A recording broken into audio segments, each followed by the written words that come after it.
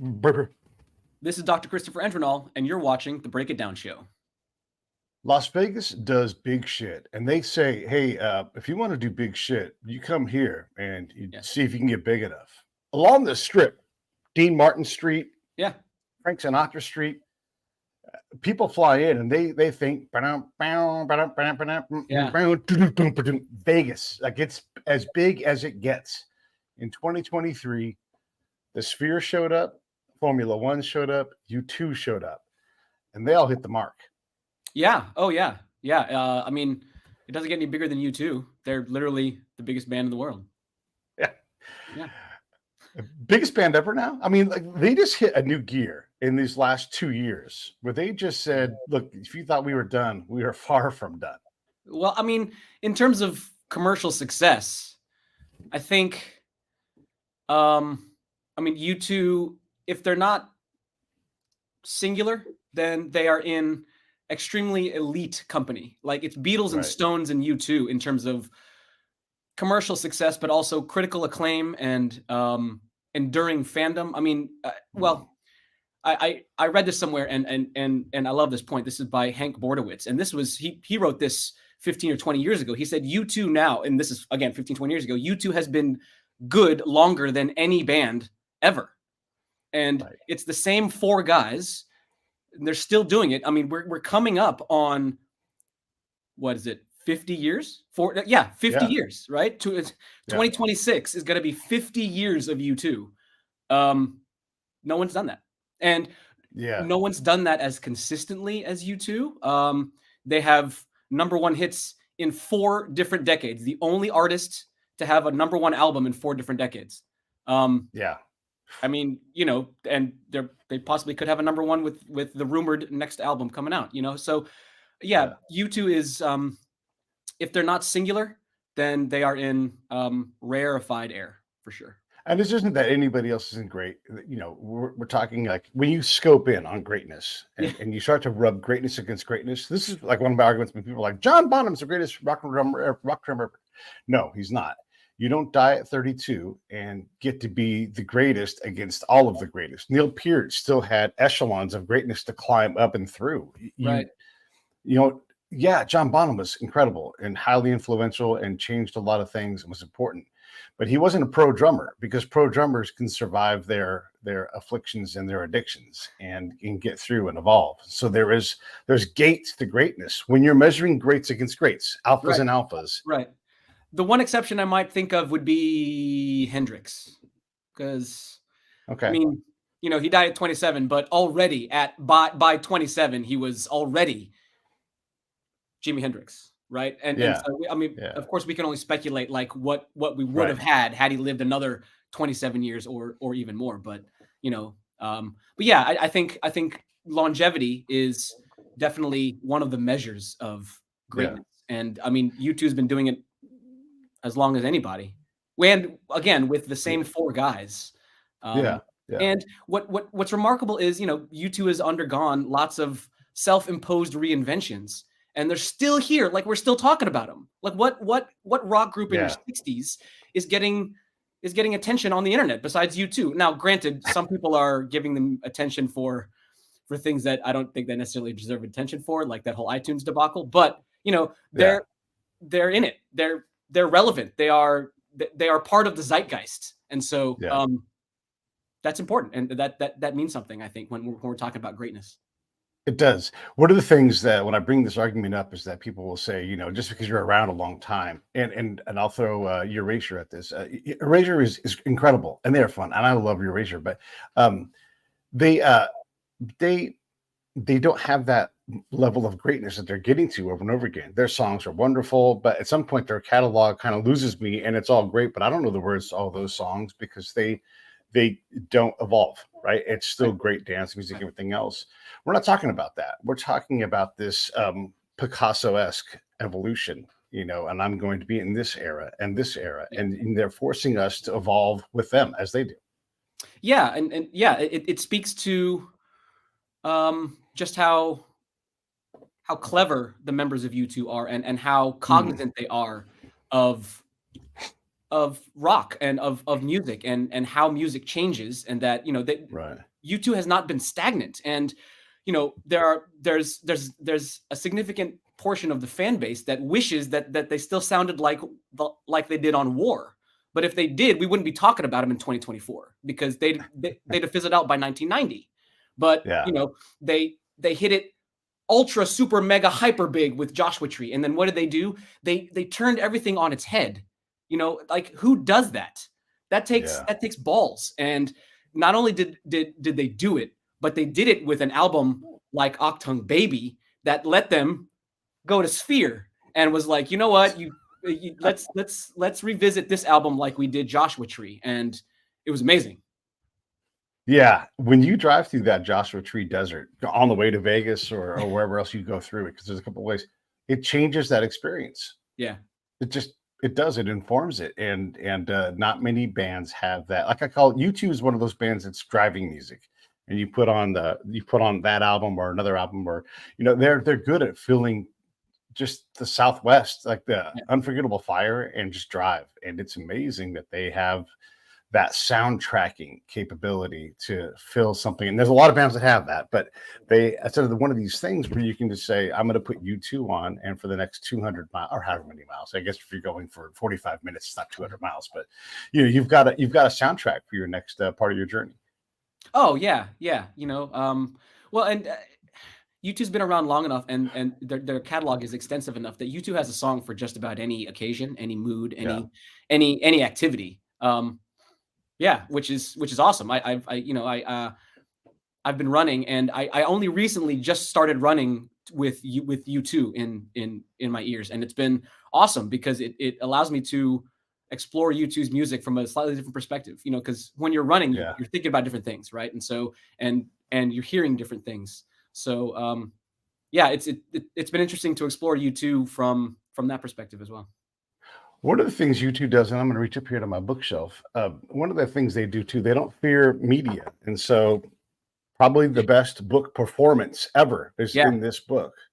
Yeah. And I don't know if it won Grammys or not. I don't know if they even bothered to nominate themselves for it. But this book, the book is great because Bono is great with words. So great job as an author, but also just the performance in it. This is not a small endeavor. The production that's in that book, it's world class. I mean, so when they venture into something, it's not like, oh, we're gonna have a ghostwriter write, you know, 100,000 words and then we'll see you later. Like, that's a real piece of art right there. Yeah, and that's another thing about U2 is they're willing to put themselves out there. They are willing to take chances, and they are willing to fall, right? And fail, like, you know, with like pop, with the pop album, and with the Songs of Innocence launch, and actually with Apple's whole partnership with U2's whole partnership with Apple. I don't think a lot of people realize that U2 has taken $0 and 0 cents from Apple.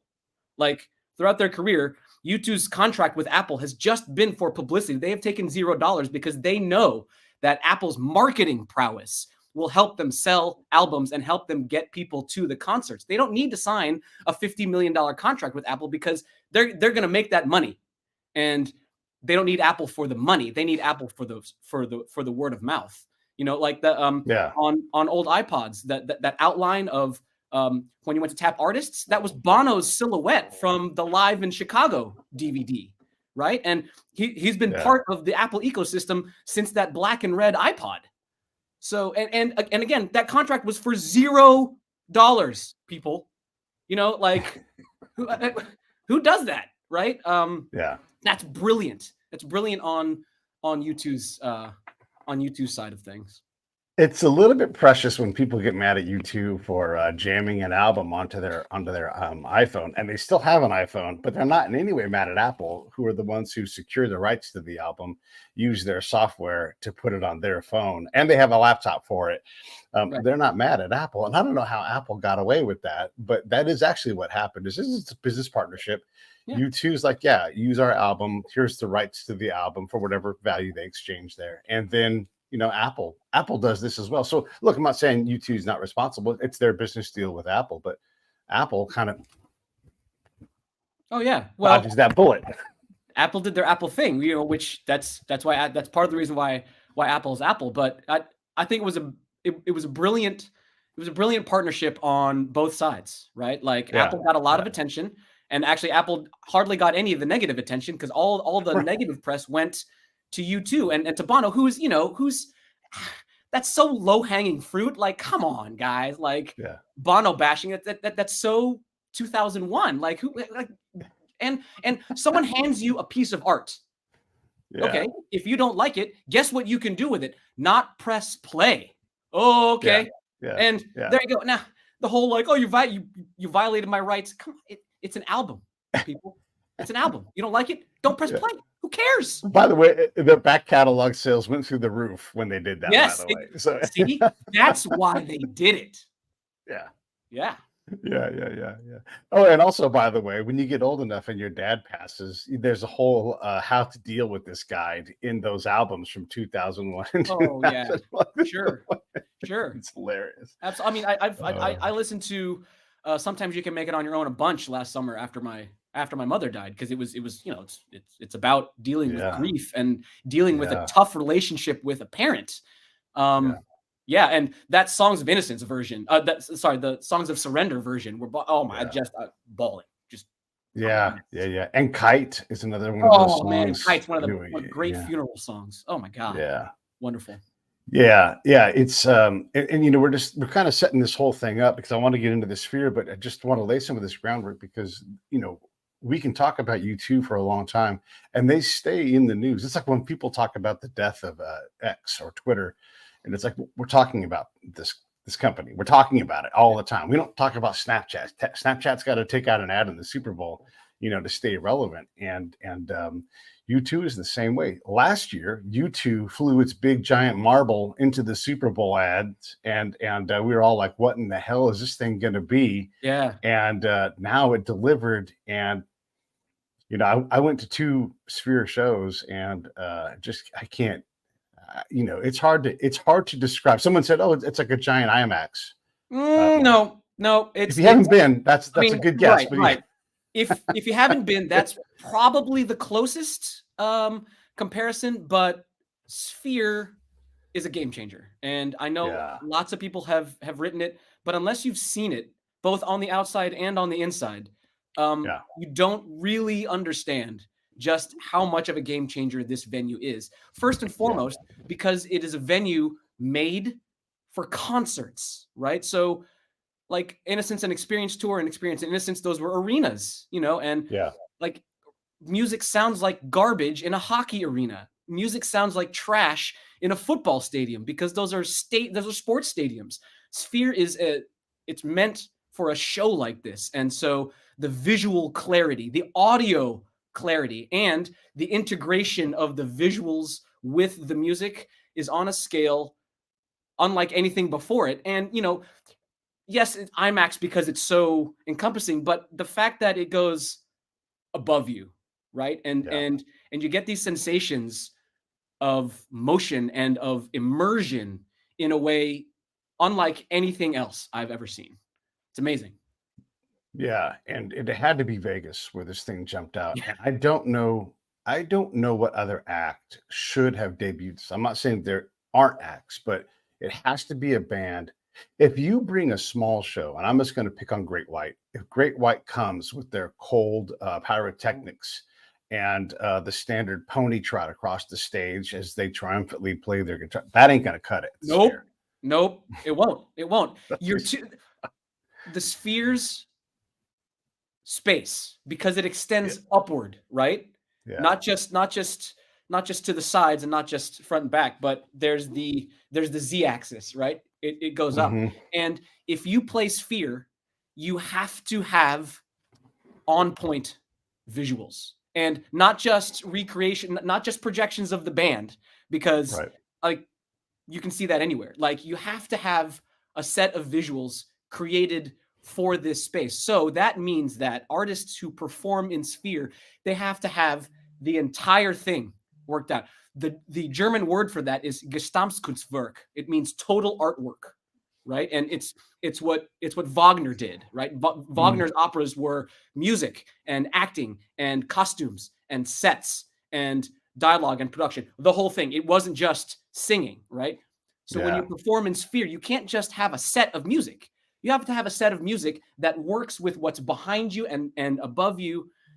And you have to think about it. Like, you can't just be like, yeah, let's play Sphere next week. Like, you have to have designers, this is not the first time that U2 has worked with S. Devlin, and you can tell because all those visuals, I mean, they are so on point. Not just for the timing, but what's represented on the screen. Those aren't random, and U2 is not a band that does random things. So everything is very carefully planned. And I think that's one of the things that Sphere changes, is that it's going to change how artists plan and develop their shows. You also have to be big, because you're playing. It's like I always like to talk about like the pipe organ and a symphony, and how a pipe organ can just like do, do, do, do, do, do, do. It can tear you apart. It's so big and powerful. So if you don't get big enough for the Sphere will swallow your show whole, because you don't exist. Yeah, which that it's like you said. I'm sure there are other acts out there, but I can't imagine another act opening this venue because of U2's history with large scale performance, right? And it goes all the way back to even before Zoo TV, because their Joshua Tree tour transitioned. It started in arenas and then it expanded to stadiums, right? So U2 on the fly, on the road, on the fly, I get it, had to learn how to play to a bigger audience. I mean, in real time, that's crazy. And then, of course, with Zoo TV, and then Pop Mart, right? And then with 360 and with Joshua Tree, right? Like, it's like the scale keeps getting bigger and bigger. I think U2 was and of course I'm biased, but I mean, trying to think as objectively as possible, I think U2 was the perfect act to open up, to debut this venue. It's I'm so glad you brought The Fly up, because The Fly has become so much more than just a song from Achtung Baby. It has become this thing. I mean, and look, Bono is not afraid to grow a song into what it is, but the Sphere is The Fly. I don't know what is. I think I told you this before you went in. Like, be prepared to not know what's real. Yeah. And you look at things and you're like, I don't know if those concrete walls were actually ever there. You know, I mean, it's so crazy. Those graphics during The Fly, right, with the rainbow colored digits and numerals, they started climbing, and then when that ceiling seemed like, I was like, I know it's not coming down, but like I was like, what? Because just the sensation, right? Because it's so big and it's so immersive. We were walking into the venue, and we had seats on the first elevated section, right? And so our row was row 16. So I was actually afraid that we would be stuck under the overhang. But we got there, and our seats were they were perfect. Like, the overhang was not above us, so I could see straight to the top. And oh my God, like, during The Fly, and the visuals during Even Better Than the Real Thing, it was a tribute to Elvis, and with the visual, it looked and felt like the stage was elevating. Like, it was floating, and I was like, "Oh my God!" There's that first. I don't know if you looked up, but at the Oculus, there's an opening. And for everybody looking, you look up, and you're like, "Oh, I can see outside," which makes sense because it's beautiful. And you're in over the flight path, so things can fly. Kind of like at SoFi Stadium in LA, you can see things. And so right before the show starts, a helicopter flies over, and you're like, "Yeah, is that a real helicopter?" And you kind of don't know. No, and when during I think it was Atomic City, right? It started with the background of Vegas, and then Vegas was deconstructed to the desert. That was amazing. That was so because it felt like, I was like, are we actually looking at a live feed of the Strip? Because like that, like that looks like it's right outside. I mean, the visual clarity was outstanding, and the audio clarity, actually, because they have 170,000 speakers in that thing. That was one of the most stunning aspects of Sphere, was just how clear the audio was. I'm going to come back to the audio. Let's stick with the 16K video. And also, and I remember I told you, like, make sure you look up and back, because there's stuff, like, it is like you do this a whole lot in there, because there's just so much screen that it does like, and again, as the band, you have to perform for that, and there's haptics in the seat. And so you are filling a lot of space. You are using a lot of senses because people have to physically move to see a lot of these things. Yeah. One of the things I noticed from the first show to the second show is they're learning how to drive this thing. And there is some in some of these upper deck seats, it's like being on the upper deck of any big football stadium. Right. You think that's got to be terrifying up there because it is Yeah. hyper steep. But they're putting, just for anybody watching, they're putting 20,000 people in a stack straight up. Yeah, And it's so amazing the capacity, but yeah, that upper deck is raked. I mean, it is steep. right. And so when you think about that, I think they've had to learn how to like tone down some of the images, and that will be like how these artists have to figure out how to work it. Because the second show I saw had a lot less imagery, and U2 had played with the set a little bit. Because when I saw the first version of it, it was like side one, different little mini set, side two. Okay. And there was more stuff. They took a lot of the images out and let the sphere kind of take a break for a minute. I think for folks, and I'm assuming, and this is what I've read online, is that because of motion for people and their responses to it, because it is so all encompassing. And I think they're still going to have to figure that part of it out. But I don't know if you experienced any of that motion, because like when they do the, that when the stage starts to kind of float like that. Oh, what man. are your thoughts? It was, I don't get motion sickness really. But my wife did not come with me to Vegas because she was afraid of getting motion sickness from all that. And I can absolutely see that, especially in the third and fourth decks, right? Like the higher you are, it's steep, but you have actually higher seats might actually even be better because you get to see all of the visuals, including the roof. But there are visuals that are on and in the stage that when you're close to the stage, you don't get, right? And so the upper seats kind of rewards folks for like, all right, we know you're not that close, but you get to see everything. I can absolutely understand and see how people would get motion sickness sitting in those upper seats because it's that crystal clear and that immersive. Like that's the thing. It's like people are like, oh yeah, it's like IMAX. No, bro, it's not. It's like VR without strapping all the crap on your face. Yeah. Yeah, that's the other thing. Someone said it's going to be like the Oculus thing, and I'm like, no, it's not. It's I had to. There's one part where they're doing like the flashing lights in your face, and you can see like the structure of the light rig. Yeah. And how the wiring goes. That's not actually there. Just everybody knows. And so they've animated into the display like how they wired the flashing lights that are coming back at you. And I'm like, I know that that's not there, but the fly has tricked me again. Yeah. I know that. It's so crazy. Yeah. Calling the sphere a manifestation of the fly, that's a really good analogy. I never thought of it that way, but it's perfect, right? It's because the fly represents U2's foray into new tech, right? And U2's darker side with the whole vocal processing. And there's a lot of fuzz and distortion on Edge's guitar, and Adam is rumbling. And it's exactly what Sphere is. It's like, you know what? You think you know, but you don't until you see the show. Yeah, and the show cracks that way, right? And I got this great image early on because the second time I saw it, I'm like, all right, I'm going to be ready this time. And I didn't use my phone really at all. Actually, I had to tell a funny story. This is great. So I went to go see this Cirque show called Il Cortero. Okay. So it's at the Microsoft Theater in LA. And it's just like this, crazy, weird, standard circus thing that they do. Wonderful stuff. And they had this little person. And she was attached to 6 giant balloons. These balloons are probably 7 feet across. And so she's just buoyant enough that she kind of floats. And I'm looking, I'm like, oh, they're going to kick her into the audience. Oh, and I promised myself I wasn't going to pull my phone out. And we're like 8 rows back. But by the way, thanks to Vetix, who give us tickets for these kind of things all the time. And so we had these really choice seats. Awesome. And so the ringmaster kicks this little person out. But I'm talking little person. I'm talking like a tiny, not a dwarf, but a very like a little person version of a little person, right? Okay. Like a child, but in adult form. So he kicks her out, and I'm like, oh my gosh, she's coming right to my friend Pete, not me. Right. And so he's 3 people over, and she goes, "Can you help me out?" And then so she comes down like a beach ball would into the audience, and I'm like, oh my god, I should just grab my phone right now and video. I did not. Good and for then you. yeah.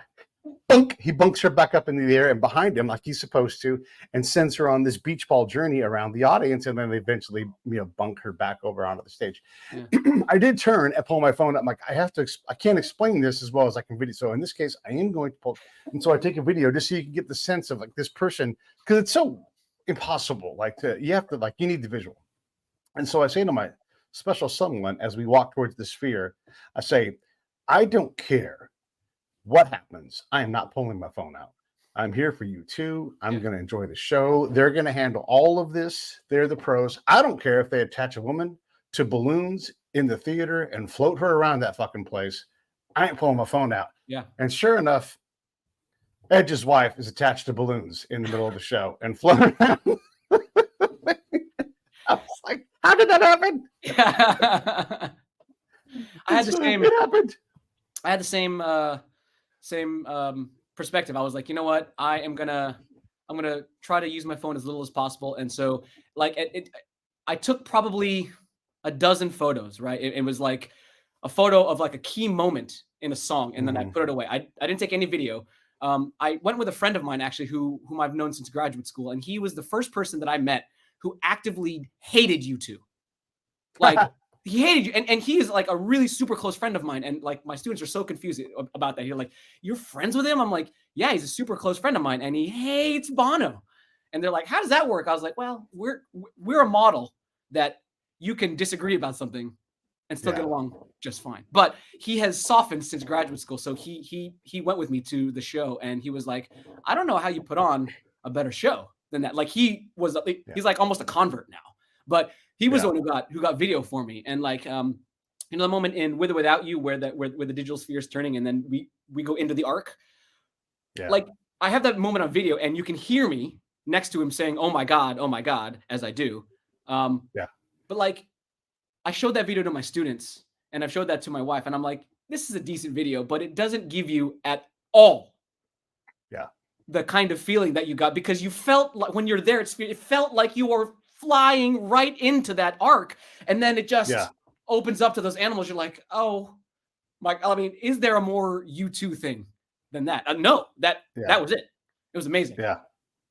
Yeah. It brought us back into the sphere. Yeah. It's amazing. When the show starts, they deconstruct the wall that's behind them, which again tells you like, is that wall even really there? And I got this great, because again, I kind of knew like some key moments I wanted to capture, and I've got this guy with his hand up, like he's at the altar and he's praying to this God, and I'm like, oh, it's so perfect, But yeah, you can grab these, and I got just a couple really cool images. I didn't take a lot of pictures, but just the the flags and just these really great. Their artistry is always, it's just always, they don't set limits on themselves, and they've got people they trust, and they just make such great choices. And that it's not a medley, but that finale that they put together, because the show for me, the second time through, kind of dragged because they had turned the sphere down, and they really backed off on the images as they try to learn how to drive this thing. And who knows why? Maybe that was just because they brought in some different songs and they didn't have the images for that. And who knows, right? Whatever. But I'm like, oh man, the sphere is like it's drunk and they're letting it have like a hangover or something. And so it wasn't there. But when that finale came, and I'm like, no, that's special. That whole deconstruction of the strip, the so water. Good. Yeah. Everything. Yeah. Right. Yeah. With the water and the whole streets and With or Without You and Beautiful Day. I mean, great way to cap it off. And it's a nice contrast to, because Octung Baby is a dark album, right? It explores dark themes. It sounds rough and dark. And so to end it that way is very U2. But, at the show I was at, I know it was very clear when the band played songs from Octung Baby that weren't the radio hits. Like I sensed a dip in energy during Ultraviolet and So Cruel and Acrobat. And I was like, my God, like these songs are like, they don't play these songs often. This is why you should get up, people. But I could tell that a lot of the crowd was there because they know the big hits and weren't there. But I loved hearing songs like So Cruel live. Like I'm Yeah, I'm in the process of writing my book. I was granted a sabbatical starting in the fall, and I've got a full year Oh, off good. of classroom teaching. So I'm going to write this book. And one of the songs that I've struggled with ever since I first heard it was "So Cruel," because I don't fully understand it yet. Like I get it, but I don't get the whole thing, right? Because it's it's a song about the tough end or the end of a tough relationship and people not being nice to each other, but it's in a major key. And is he talking about himself or the other person? And so to hear it live, right, like live versions of these studio songs bring out things that we don't hear in the studio versions, right? And so to hear live versions of that one and Acrobat, and Acrobat, fans have been clamoring for U2 to play Acrobat forever. And so when they finally busted it out on 360, and like to see and to hear Edge like shredding that solo at the end of Acrobat is amazing. And I'm like, why are you people sitting down? Get up, but Please. It was very noticeable when the show took a little dip. But it was also noticeable when the fans recognized something like the Vertigo gets a lot of flack from the diehards, from the U2 diehards, because they're like, oh, it's just Vertigo. But man, you being in the house when Bono starts counting down Vertigo, like the place explodes. So whether you like that song or not, what it does to an audience, oh man. I mean, it exploded. Like the whole thing was just like, oh shit, here we go. And this was 2 hours into the set. Yeah. And by the way, any U2 fans should notice a pattern. Every album has a Vertigo, Desire, Vertigo. Like they all have that song because you have to have that song on every album. That's what you do, And so it has a job. and sometimes it's going to be better than other songs. But yeah, like every tour needs that song from that album. And that's just, it's got its place. So Cruel is, I think, one of those songs where, and who knows why, but it doesn't resonate with the band. And I don't understand why. It's great. There is a turn in there that they do miss. This is me going to be, I'm like, hey, Bono, if I ever see him, I'll tell him, like, this is what you missed in So Cruel. At the end, he has to add, we were so cruel. Because that's what an older dude says. Right. He's like, yeah. Like you have to put it back on yourself because we did this, He actually did that at the show I was at. The last song that the last line that he sang was "Baby, I'm so cruel," and I was like, there you go. Oh, okay. See, yeah. That's different, and that is what we get from live. Now, speaking from my perspective, professional music theorist, I am a studio album guy, and I know that's blasphemy in the U2 world because whose bread and butter is live. But the studio versions for me are the crystallized versions, right? Those are like the official versions, and so those are the ones I always go to first. But I do appreciate the new stuff that live performances gives us. So when Bono changes the lyrics, we have to pay attention to when he changes them because he doesn't change them on a whim. Like he writes the original lyrics on purpose, right? Those are very what's the word I'm looking for? Everything was done with a purpose, with intent. So when he changes those lyrics, there's intent as well there too. So we have to think about that further. And I love that. He has shaped his word gate out so big. He just knows words and they just flow into ideas. Oh my gosh. I want to press pause on you too for a second and ask you this, because I had this conversation on X the other day about the Grammys when Tracy Chapman was playing Fast Car. And I'm referring to her because it's her song, and I know she played a duet. But folks were complaining that people who think it's a love song, I'm like, obviously this is a love song. There's love throughout this thing, and there's all these emotions that are in it. It's just Pete's point of view. I want you to give me your point of view. If you don't have one, that's fine. But we're talking about a mom who can't stand the dad anymore, and she has to leave. Like there's love in that. Love doesn't have to be comfortable, and then the daughter ultimately has to leave the dad. And then she takes the chance with this dude, and the dude never even gets to speak. But if you just take a line out of a song, you're missing that song passes time. And then what I see in that song is Tracy remembers one more time why they left and what they did and that leap that they made. And then she gives that dude a choice. And it's the one time she changes the pronoun from we, where she's directing action, and to him, and she gives him a choice. And I'm Yeah. like, this whole thing is a love song, and it has all these emotions and all this pain. And this is a lady who writes. She's a folk singer, and of the Sure. first order. She writes all of her music is about folk stuff, and it's not gentle. She's not making commercially successful choices. She's No, making hard choices, that's a great. Yeah. Yeah. And so when she has something that works for her, the biggest thing is like, fucking awesome. Good job, Tracy. Way to like do your thing. It's great. And then have this lightning strike of a brilliant song. Don't ever limit a genius and tell her what her song means. There's so many emotions in this song.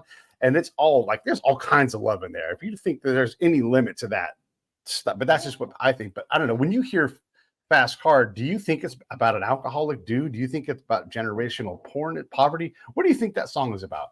Oh man. Uh God. I mean, first of all, I do love that song. That song debuted when I was, still growing up. So it's been with me. Like I've known that song in its original form. So when my students come in singing it, but they're riffing the Combs version, I'm like, right. Okay, it for me it loses a little bit of power when he sings it, because it was originally sung from her perspective. She is a black queer folk singer, and that perspective is unique. And so to change the perspective is a big thing, right? And so when her perspective in that song, I think you can interpret it from a multitude of perspectives, which is one of the things, which is one of the characteristics of that song that makes it so wonderful. Is it a love song? Yeah, but it's also about,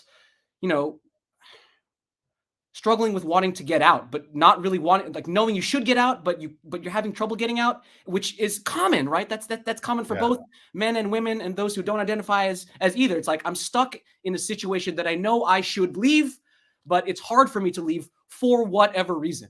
Because and there's kids involved. Yeah, right. Like there are so many tentacles that are preventing the situation from changing, right? And I love the fact that it's the first country song written by a black artist. That's number one. That's wonderful, right? Like that this whole changing mindset. Fast Car is. It's a wonderful song, and I love that she's getting credit for it. Finally, more credit. She's always gotten credit, but she's like getting the widespread acclaim. It is 30 years overdue, and it's a shame that it took all of this time. But I am glad that that she's finally getting recognition for this, and hopefully the rest of her catalog. I worked at Tower when it came out. Oh man. See, you get it. When I say that now, like young folks, they're like, "So what?" And I'm like, "Well, this Tower is Records, why, baby. So Sam Goody, yes, the brick and mortar record stores." Oh my God. And it meant something because, we had to know about this stuff as we had to figure it out. And you look and you're like, yeah, that's not some chick that dates dudes. Like you can look and see and you can hear the words, but there's more in this song. And so you were forced to deal with that song and you couldn't just look up lyrics like you can now. And you had to sit with it. And you had dudes that played music and they're like, no, understand. You hear that one tone in there? She's doing this with the capo. And you're like, what does that mean? And then they would explain it music theory wise. And you're like, oh. And so like it unlocked things. And so this is like an really early version of stuff that happens on YouTube all the time now. And I'm like, once you unlock the words, now go back and unlock the chords and there's more in there. Well, how is the song's message? How are the words brought to life in the music? Right. And then how does the music bring life to the, it's a symbiotic relationship, because if it's just the lyrics, you're missing a lot. But if it's just the music, you're missing all that, which is what makes pop music, which is what makes rock and pop music so special, is it's so layered, and when I work in a field where up until just recently, the analysis of pop music was looked down upon because it wasn't this highfalutin art music that only 0.1% of the population can understand. It's like, get the hell out of here with that, right? Get the hell out of here. Yeah. Like there are lyrics that are, it may not be poetry by Goethe, but these words in this order hit something right here.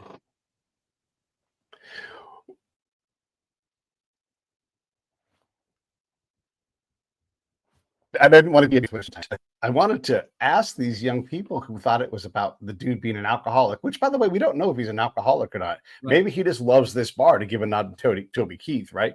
And maybe he needs to grow the fuck up and get home and take care of his kids. But I'm like, have you guys read any Goethe? Do you guys understand like that love can be really fucking hard and uncomfortable? You guys need to get into the text and learn about love a little bit. Right. So it's funny that you brought that up, because I was gonna throw that, but I'm like, I'm not gonna do it. Yeah, let's get so anyhow. That's what happens when you read too much. You can never read too much. You can never read too much. You can only read not enough. You can't read too much.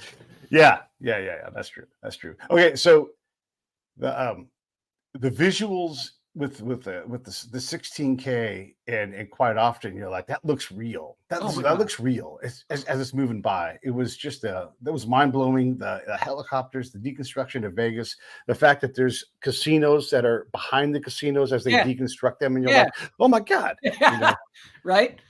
Yeah. Oh, I mean, like that whole visual with streets, right? Like being out in the desert, and it's like it blurs the line between fantasy and reality, because clearly, logically, we all know we're inside Sphere, right? Yeah. But then when Street starts and that blue sky is there, it's like there's not, like, I can't see pixels, I can't see a border, I can't see anything that logically tells me, oh, I'm not outside, because it was that clear and that immersive and that stunning. I mean, like I thought the visuals for Streets during the Joshua Tree tour, with that black and white screen and it slowly goes down and then you're going along the road, that was crystal clear, because that was the world's largest 8K ultra high def screen at the time. And then Sphere was like, hold my electronic beer, guys, beep. Yeah, and then again, it not only goes wide, but it goes up and above you.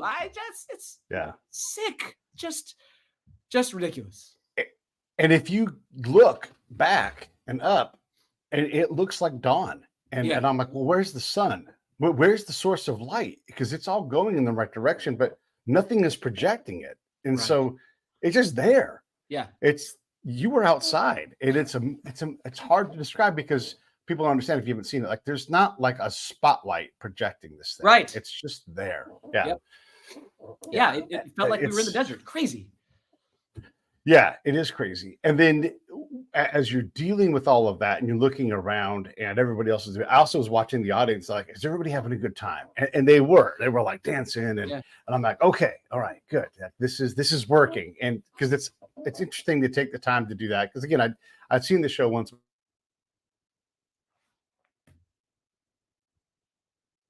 It's kind of interesting. Did you take the time to kind of observe at all, or were you fully in the show? I was mostly in the show, but I did look around during a couple of the slower energy dips, right? Mm-hmm. And it was a slightly older audience, I think, partly because it's in Vegas, and ticket prices aren't exactly, cheap. And U2's audience is an older audience, right? Like that because they've been around for so long. So it's an older audience. So I didn't exactly expect everybody to be like a GA crowd. But during when the crowd was when the crowd recognized the song, or like when it was a big hit, everyone was on their feet. It was they were having a good time.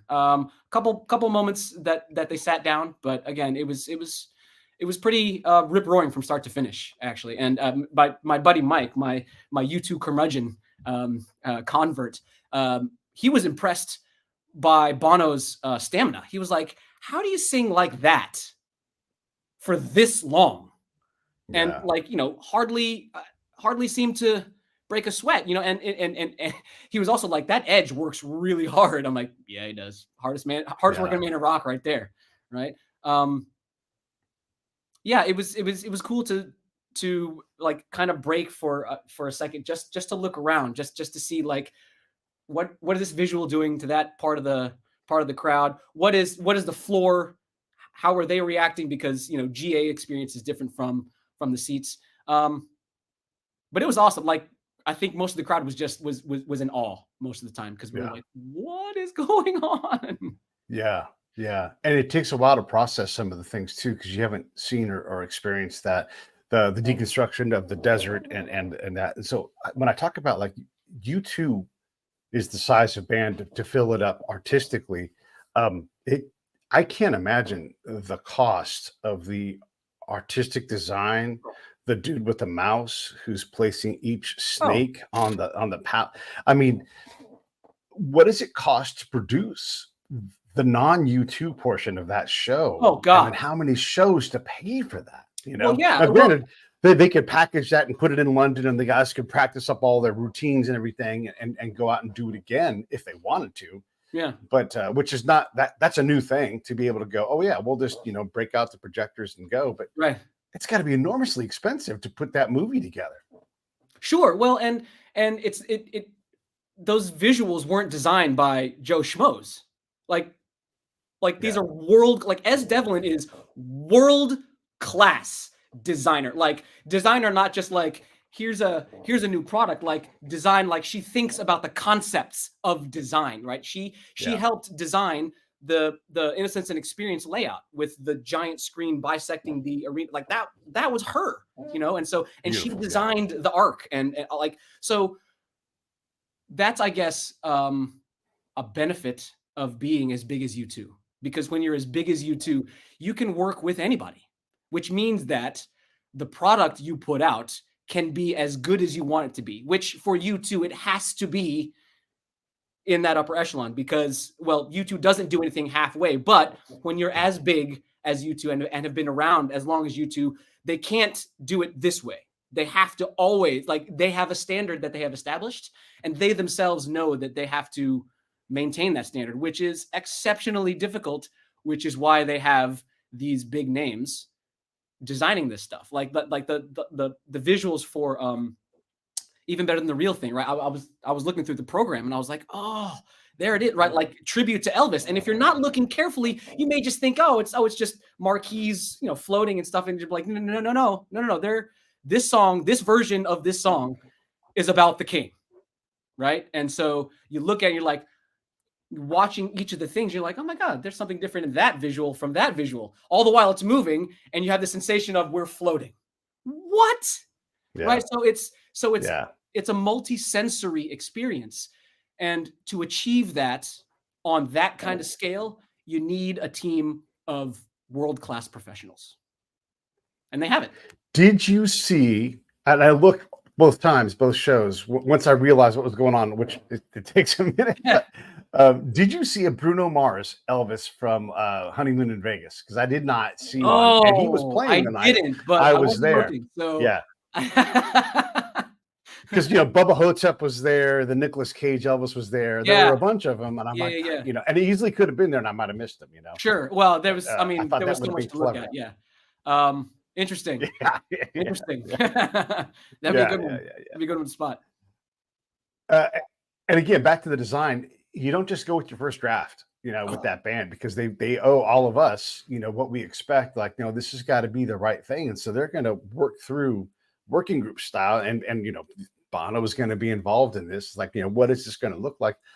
And it's not like a cost thing. So, No. let's come up with some concepts and let's work through it. And then there's someone's going to draw a big ball in the pool, and you're like, yeah, and they're going to. Like, this is a long, hard endeavor. Sure. Like this thing doesn't just show up. Someone doesn't just go into PowerPoint and go and a ball. Like Yeah. this is Well, yeah. I mean, expensive. You mentioned U2 Super Bowl commercial from last year, right? And they were teasing this. That was a year ago, right? And so they were teasing performances that were still 7 to 8 months down the road, which meant that the planning for this had to start 18 months before that, right? So when they broke ground on Sphere, they had to start that planning because it's at a level of it's at a level of coordination. The audio and the visuals and the staging and everything is at a level of coordination that again you can't just throw it together. You have to think about it, you have to conceptualize it, you have to design it, you have to practice it, and then you have to refine it. And that's all before opening night. Yeah. And then once you play it a couple times, then you got to be like, all right, now what's working, what's not, what can we tweak? And YouTube does that all the time. Yeah. And I don't think people fully understand just how hard that creative process is, both before and during the whole residency, because you have to figure out what's working, keep that going, and you have to tweak things that aren't working as well. That's right. Yeah. And a limited time, because all of these things kind of arrive boom, at the time when the show starts. So they have, a working copy of whatever the show is going to be leading up. And by the way, the stage that rotates and rotates on top of the rotation. And I was a GA guy both times, so I never really got to see that. I did though, and I wanted to say this at one point, lean over to my other buddy Pete, who was with me at the show, and I said, there aren't really 3 or 4 movie screens on posts in the desert. Even though you think it's just like it looks so real, I'm like, that's not really happening, Right. I want to make sure we cover the sound. We got a few minutes to do that now. The sound, I normally wear some kind of hearing protection because my hearing is shot from combat, but I could take it out, and I'm like, oh my god, the sound here is on the floor. The sound was perfect. I could detect no echo right away. I could notice the sound waves were just flat and perfect. Nothing was banging back at me. Right.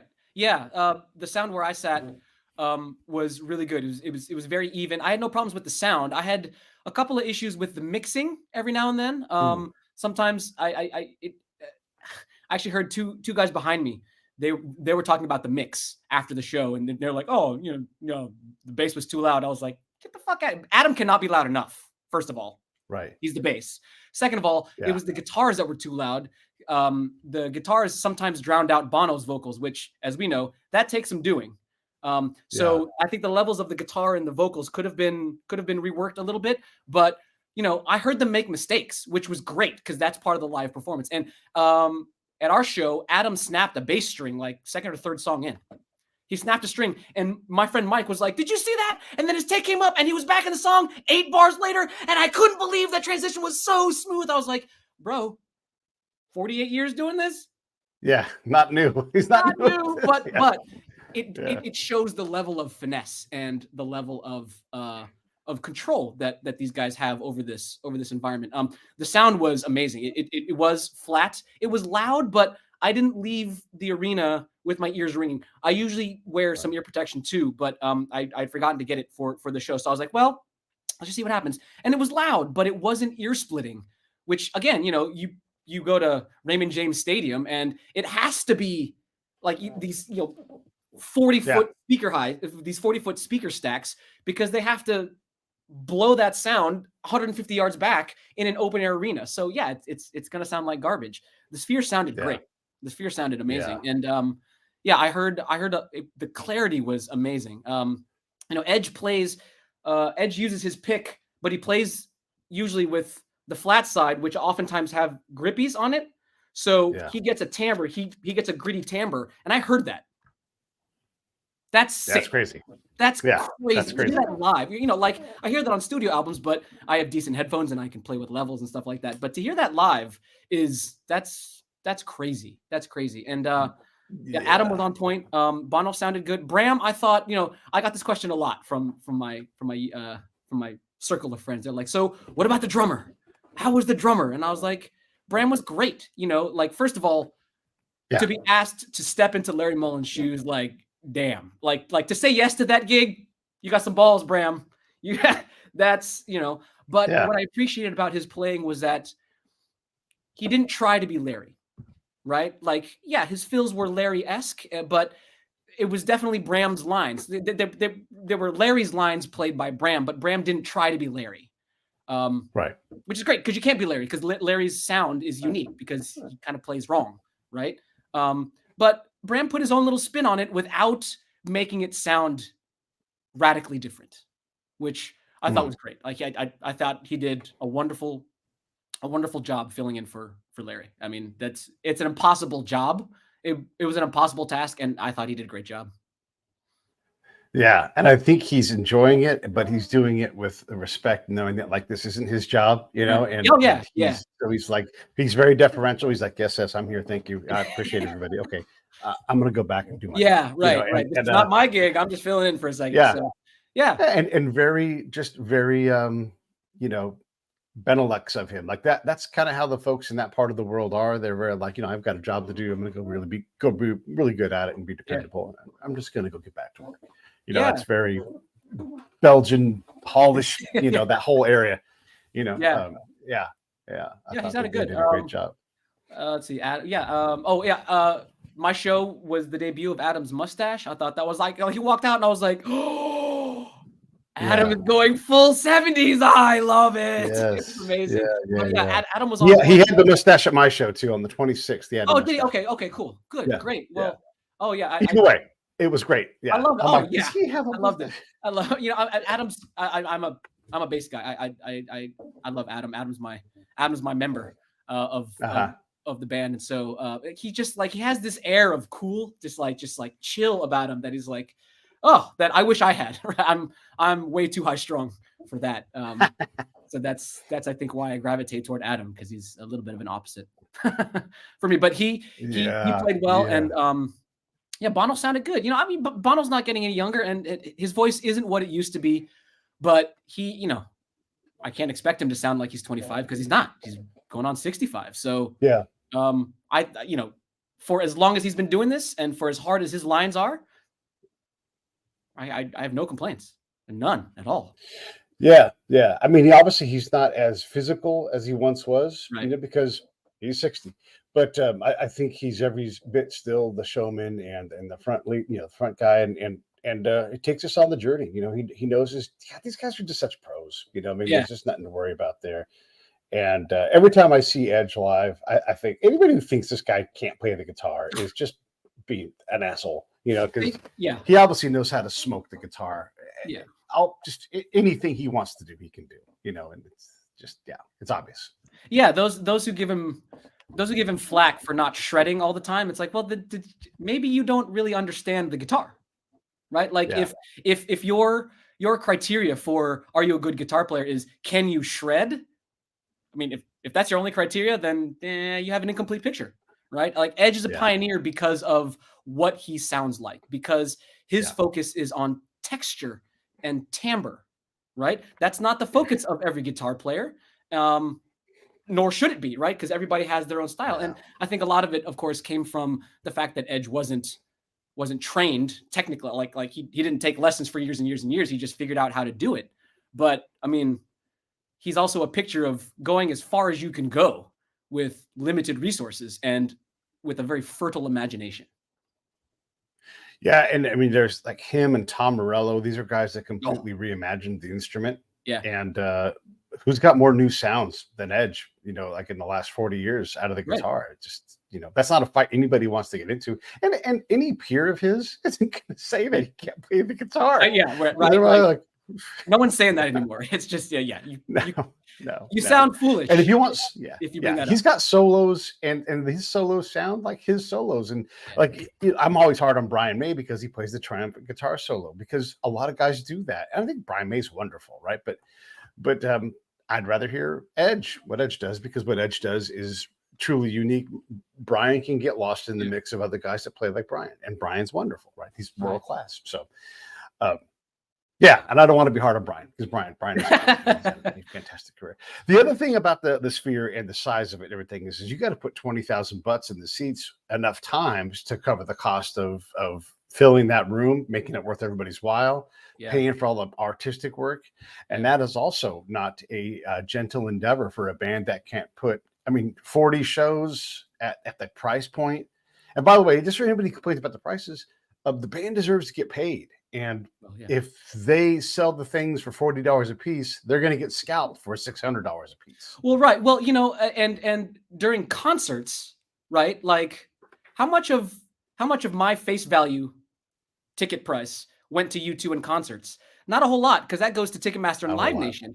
It's the merch, folks. That's why merch costs so much money, because Ticketmaster and Universal Records, they're not paying U2. That's the nature of the pop music industry these days. You don't make money from albums. You make money from the merchandise you sell on tours. Now, the cut that U2 got from each show, I heard, was substantial. like it's a 7-figure cut every show. Yeah.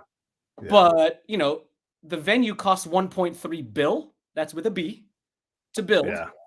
And so, MSG Entertainment wants to recoup those expenses.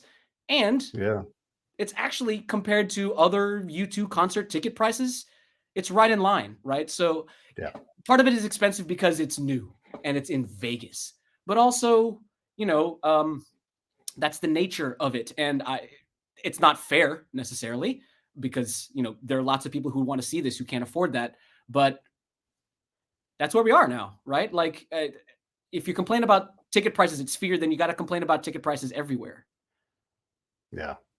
And if you want to go see Adele, or if you want to go see Kylie Minogue, or if you want to go see Bruno Mars on the Strip, guess what? It's going to be a $2,000 weekend. It just is. That's just, it's not U2. That is what it costs to go to.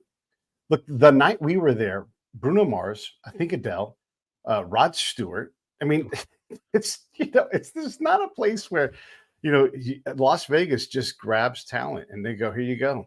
Yeah. Go crazy, and so, yes, they price, if you want to go to Branson, you're still going to spend money in Branson too. Right. Maybe you'll get off for half, right? Yeah. Half, but you're still going to spend $1,000, Right. It's like, cheap. Yeah, it's like going to Disney World. It's like, all right, the tickets and airfare are one thing, but then when you're at the park, guess what? They're gonna bleed you dry. Yeah. That's right. It costs those things.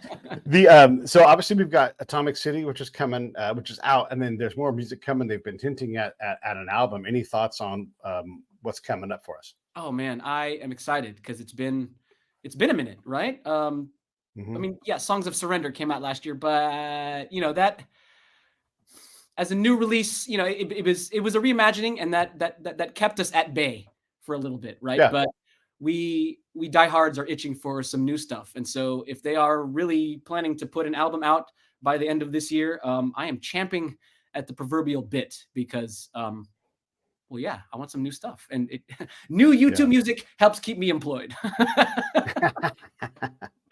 I thought song. I'm super excited about it. When I first heard Atomic City, of course, I was like, that's Debbie Harry, call me. And then, of course, I saw at the end of the lyrics, I was like, writing credit to Deborah Harry. I was like, oh, well then, okay, then they meant to do that. Fine, fantastic, wonderful, great, keep at it.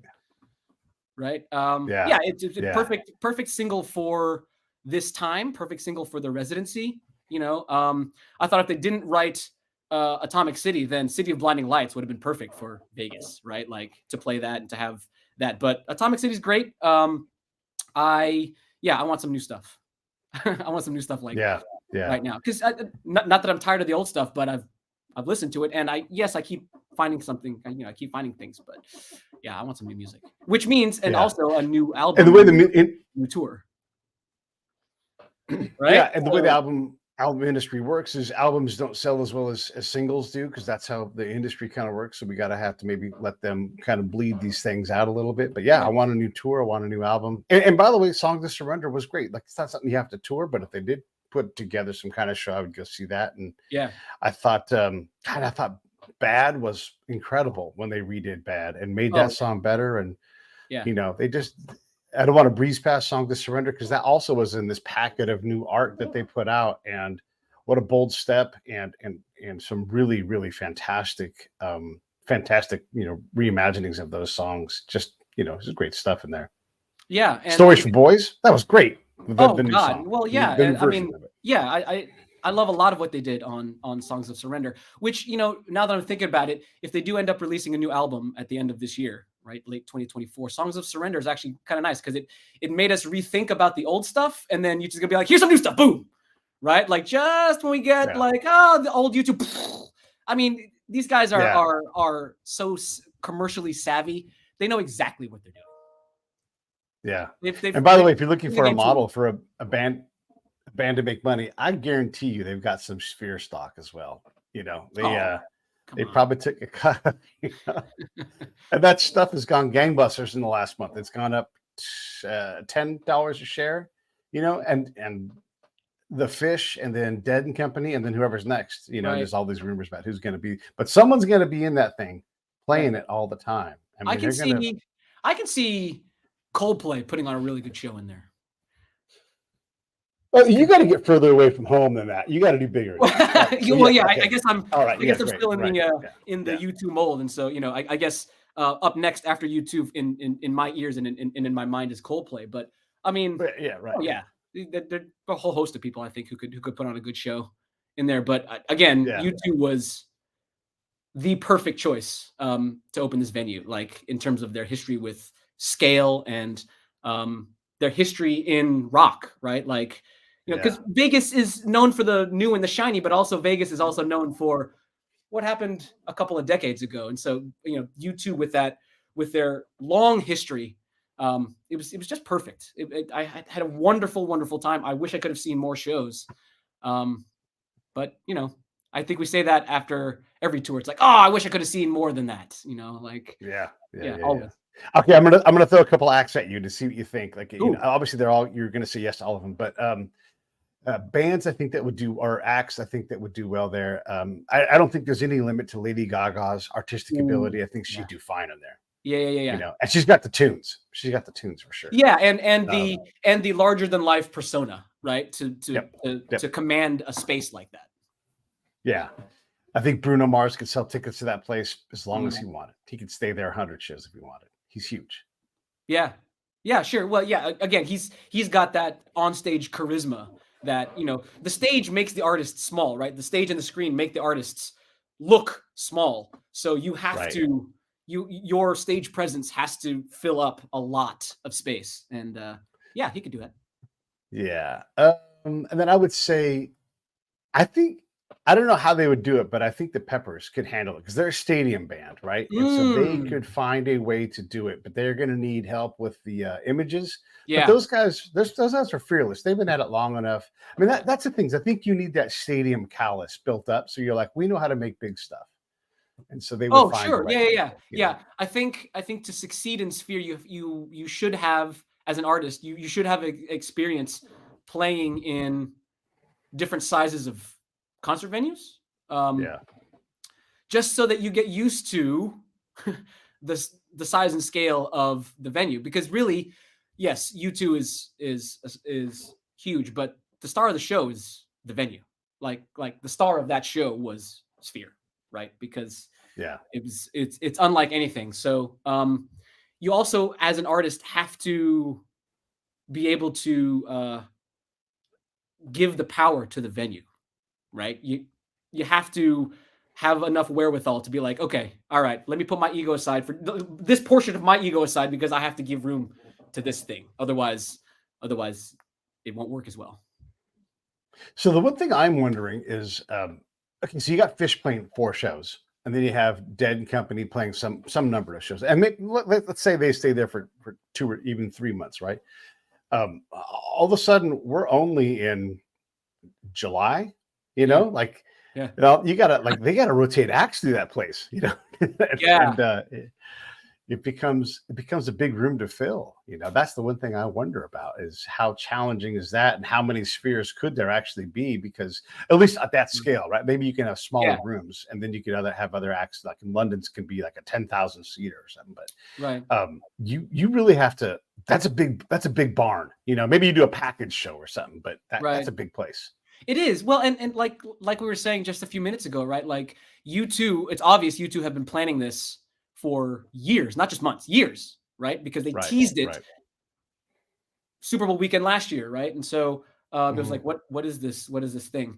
And so for Fish and Dead and Company or whoever, like if y'all are just now signing on, you'll have a lot of work to do because if y'all haven't been in there, y'all have a lot of space literally to fill up visually, not to mention orally as well. So, I'm hoping that those bands who have signed on have been planning something like this for a while because they're going to need it. And then like if Beyonce, who's actually doing a stadium tour, if she's going or Taylor Swift, you're going to have to make it worth their while to get into that room. Because they're like, I know how much it costs me to go on the road. Because it is the one thing is you can show up. There's not 15 semis, with 15 other semis, it might equipment's be there. worth someone's while to go and back. Yeah. I'm going to take a break and just live on top of the Venetian for a while, and and take a break and make some money. So I don't know. Well, I We'll mean, see how it goes. I read that YouTube pulls in a cool mill for every performance. Yeah, So, yeah. that's not a bad gig if you could get it. It's not bad. Well, It's not bad and at all. for artists who are of that echelon, right? Like that's actually not a big deal for them. But Right. Yeah. like you said, it's got to be worth their money. It's got to be worth their while. And to play a show in Sphere takes a different mindset because again, you're not bringing all this equipment with you. You don't need all that equipment with you because all the speakers and all the visuals, it's all there. The stage is already there. So what you got to bring is the full force of your creativity. Yeah. Right? In ways that you've never thought of before because you have to fill all of that now. I wonder if the technical side, like Dallas's job is still the same, right? He's still got to make sure everything plugs in right and do all of that. His job is the same. But when you come in and you plug in the USB cable into the board at the Sphere, is it that simple? Or I mean, yeah, just like, I'm the computer guy. I just got to make sure my laptop's charged, right? Plug and play. I'm going to be getting a drink. I'll see y'all at the right? Let me know when to press play. I'll press play whenever you just give me a 3, 2, 1. 3, 2, 1, go, or 3, 2, 1, push. Yeah, right.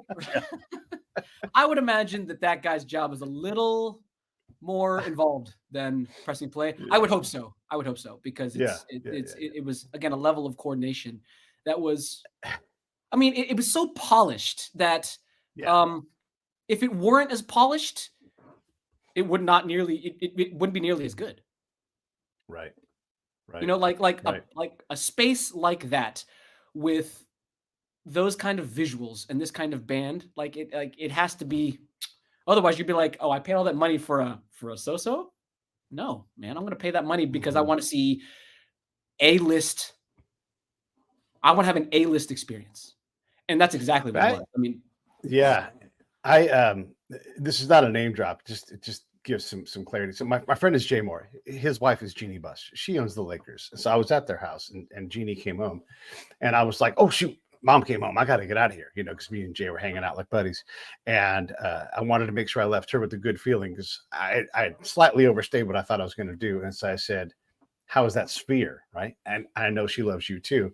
And she was like, "Oh my God." And so she wasn't lady boss. She was like, "Oh my God, U2 fan, Sphere fan." Right. And everybody has been to the Sphere. Everybody has gone and seen this place. And that is, that's not common to have everybody running through. Bryan Adams, when he was out here on the coast playing he went out to see, Daniel Lanois was at the show we were at. When Billy Idol over the past weekend posted a picture of him. There, I was like, "Oh, nice." Yeah. It's I mean, that's how big this thing is, and Vegas can handle that, right? Vegas can bring Tom Hanks in through the Tom Hanks door, and Jeannie Buss can get into the Jeannie Buss store. They don't have to be messed with, and Vegas can handle those kind of things. Right. It's Vegas is a different place. It's different when it comes to that kind of stuff. Completely unique. Vegas is truly a one of one city. Yeah. It really is. Well, I don't want to ask you all of the questions and not give you any chance to say anything that really moved you because I've kind of bullied you with all that stuff. But what else do you want to say about the show? Well, again, the clarity really was the thing that jumped out at me most. Both visual, right, 16K Ultra HD, like the line between fantasy and reality was blurred. The audio clarity was amazing. But even with all of those awesome visuals and high fidelity audio, the music still got me, man. I still cried during one. And at the big moment in With or Without You, the moment in With It, it's like one of the greatest moments in pop music history where Bono just goes off. Like, I was singing at the top of my lungs and I was bawling. And I knew it was coming. And I was like, but this is my happy place. And this is what this song does. And this is what this band does. Right. And so despite all the pyrotechnics, despite all of the high tech in your face stuff, the songs are still there, right? And the songs still had power for me. Octung Baby is my favorite U2 album. It's also my favorite album, period. So to hear the whole thing live was amazing. Yeah. I loved it. I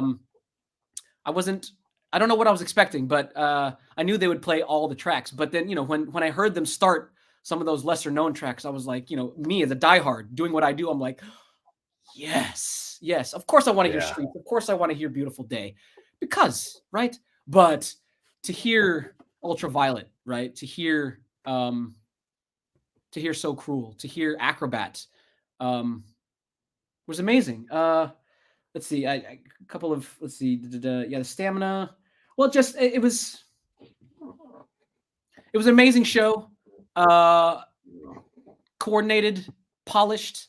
But it still felt like a U2 show, right? Despite all the new gadgets and whiz bangs, it was a U2 show. And if you've ever been to a U2 show, then you know what I'm talking about. It's an experience. And my friend Mike was like, if he's not a convert, then he at least doesn't hate U2 anymore. He said to me in as many words, I get the hype now. I understand it. We get the hype. Yeah. So, if the Sphere company hasn't thought of this, here's your free advice. They won't invoice you for this. The Sphere, hire the Killers as the house band.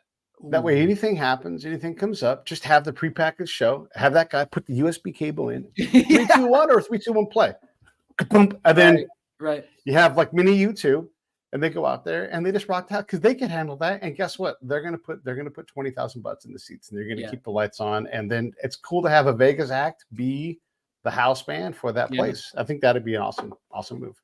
That'd be cool. Let's see what they do. Let's see what happens at the end of summer, right? Like who else signs on and what they do. Again, U2 has set an incredibly high standard, but you don't get U2 to do this and expect anything less than that. That's right. All right, man. I'm going to roll these credits. Stand by and I'll say goodbye to you. Hey, thanks for watching the show. I really appreciate it. Right here, you can subscribe. Please do that. It makes the show grow. Hit that notification bell so you know which incredible guest is coming up next. Down below is the PayPal link. You can put a small subscription in. That is an enormous help. All that money goes right back into the show. And then right up over here are the next episodes you should listen to, curated by yours truly. Thank you so much for watching the Break It Down show.